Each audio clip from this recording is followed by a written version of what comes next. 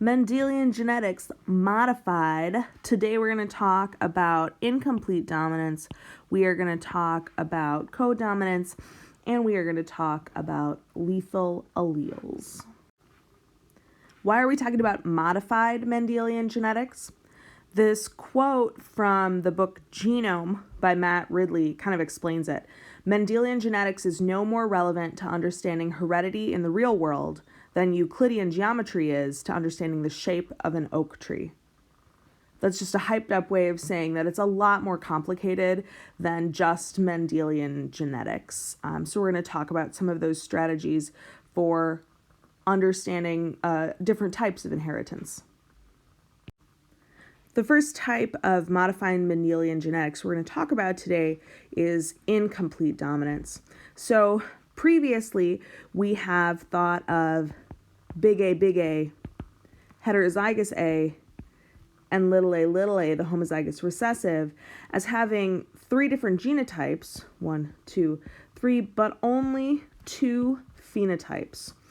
For example, red and white. But in the case of incomplete dominance, the phenotype ratios are actually reflected by the genotype ratios.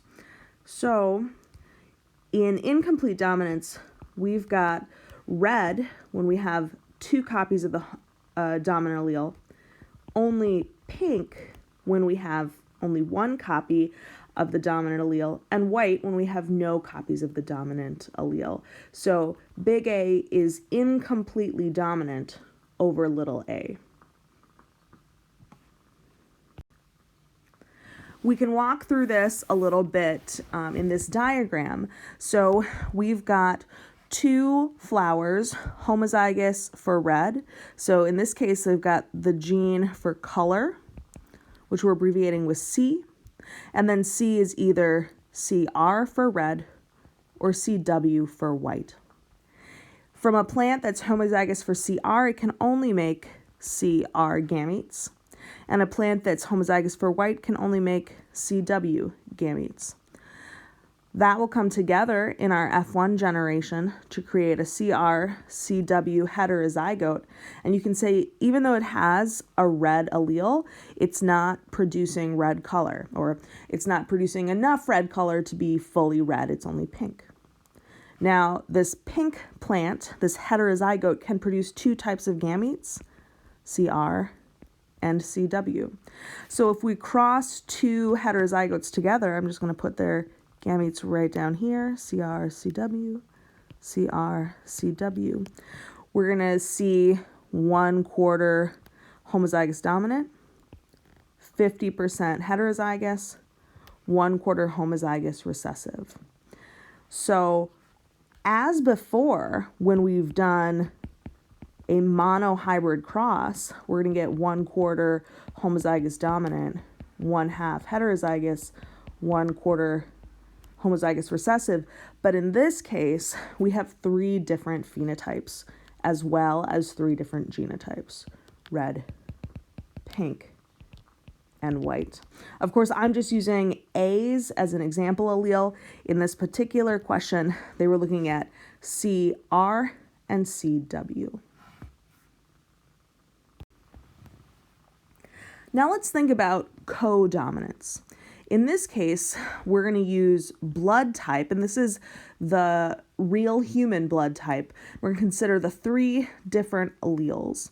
So we have three different alleles, IA, IB, and little I.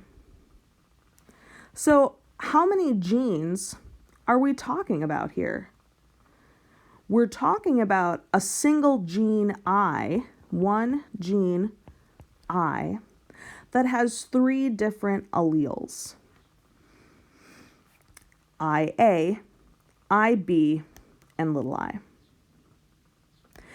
IA codes for a protein that can make, for example, these triangle-shaped sugars on a red blood cell. IB codes for a protein that can make these circular sugars on a red blood cell. And someone that has IA, IB, they're heterozygous, will have both triangles and circles present on their red blood cells. Someone who has only little i's are going to have no sugars on their red blood cells, or at least no sugars of this type, as shown here in this diagram. So based on the surface carbohydrate, or I said sugar, phenotype, what are the dominance relationships among these alleles? Well, little I is recessive. That's why it's written as lowercase. And IA and IB are both dominant alleles. Now, if we consider, though, the heterozygote where we have both IA and IB, you can see that it's not only one or the other. Both are present. In fact, IA and IB are co-dominant with one another. They're equally dominant with one another. All right, having considered codominance and incomplete dominance, what type of dominance is shown here in this family photo? We have a father with horizontal stripes, a mother with vertical stripes, and a son who has both horizontal and vertical stripes. Which type of dominance are we looking at? Maybe this is incomplete dominance, because you can see that the horizontal stripes aren't totally dominant over the vertical stripes. We can still see them.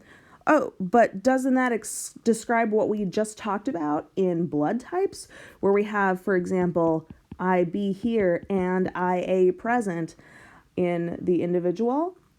Well, I'm sorry to tell you, codominance and incomplete dominance are the same thing. It just involves looking at a slightly different scale. So it would be reasonable to argue that this picture is an example of incomplete dominance. But if in your mind you said, I know why this is codominance, that's okay, because codominance and incomplete dominance are versions of the same thing. And we'll talk more about that, especially when we get to our pedigree problem in a couple of days. Now let's talk about lethal alleles. They're definitely distinct from incomplete dominance and codominance. First, we're going to look at this problem looking at Manx cats. Manx cats, you can see, don't have a tail. And in fact, that's what the mutation is. It's the lack of a tail. We're going to start with two cats here who are heterozygous, MS, M+, MS, M+. And we'll cross them together. What would you expect to see from this cross? Well, if this cross looks anything like what we've done before, I'd expect to see 50% MS, M+, 1/4 homozygous for MS, 1/4 homozygous for M+. If we look at the offspring of this cross, we could see 10 of the individuals are M+, M+, and they do have a tail. 20 of the individuals are heterozygous, just like the parents. And that makes sense. We're seeing twice as many heterozygotes as we have homozygotes over here.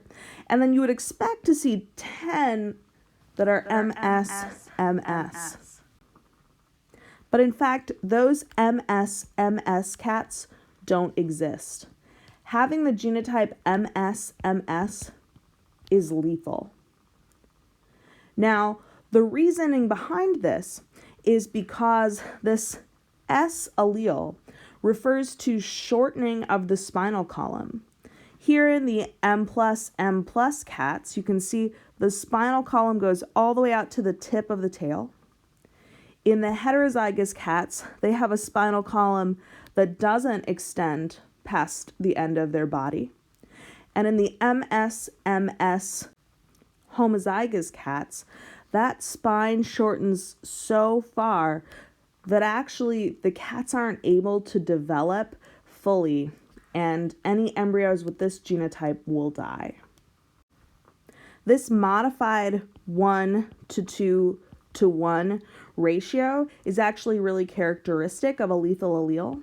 We only see the 1:2, and we don't see that third genotype or phenotype category. Another example of a lethal allele is achondroplastic dwarfism. If you have ever met anyone with achondroplastic dwarfism, their genotype is big A, little a. They're heterozygous for this A allele. And the capital A is the dominant allele that codes for dwarfism. A regularly sized person will have two little a alleles, two recessive alleles, so that they're not expressing the dwarfism phenotype. Regardless of the cross made, whether it's between two heterozygous parents or one heterozygous and one homozygous recessive parent, you'll never see the development of big A homozygous dominant children.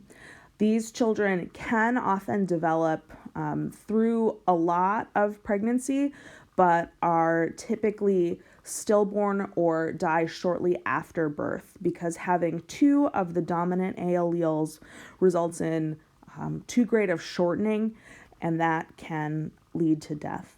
So from these crosses, we'll see some little a children who have typical height, and some heterozygous children who are dwarfed, but never any homozygous dominant AA children. Interestingly, achondroplastic dwarfism is the same type of dwarfism observed in dachshunds and in munchkin cats. All right, so we've got three different types of inheritance that are a little bit different than typical Mendelian inheritance: incomplete dominance, codominance, and lethal alleles. With incomplete dominance, we're referring to two dominant alleles, like big C and big C, one that codes for white flowers and one that codes for red flowers. When we talk about codominance, we're talking about a very similar phenomenon. For example, IA and IB for blood types. Incomplete dominance and codominance are really the same thing. We're just looking at them at two different scales. For example, we looked at the red or pink flowers at a very macro scale, and we were looking at blood type on a micro scale. And so if we were to zoom in on the colors in these CWCR flowers, we might see two different proteins expressed, one coding for red color and one coding for white color. Similarly to the way that we saw one type of sugar in the IA people and a second type of sugar, that's SUG2, in the IB people. Last but not least is lethal alleles, where we would expect to see a 1:2:1 ratio with three different phenotypes. For example, typical length, dwarfed length, and then very dwarfed length, for example, for cattails. But this final category is actually lethal, and so we would only see the 1:2 phenotype ratio, and these would only represent two of the three possible genotype categories. In all three of these cases, our genotype ratios are the same as the phenotype ratios. What that means is, as we do a typical monohybrid cross, we would expect to see 1 or 1/4 of the offspring be homozygous dominant, 50% of the offspring be heterozygous, and 1/4 of the offspring be homozygous recessive. So we've got three different genotypes in a 1:2:1 ratio. We should also have three different phenotypes in a 1 to 2 to 1 ratio. And where that might differ is in a lethal allele, we wouldn't see this third category of phenotype or genotype. But we would see all three phenotype and genotype categories in incomplete dominance and codominance.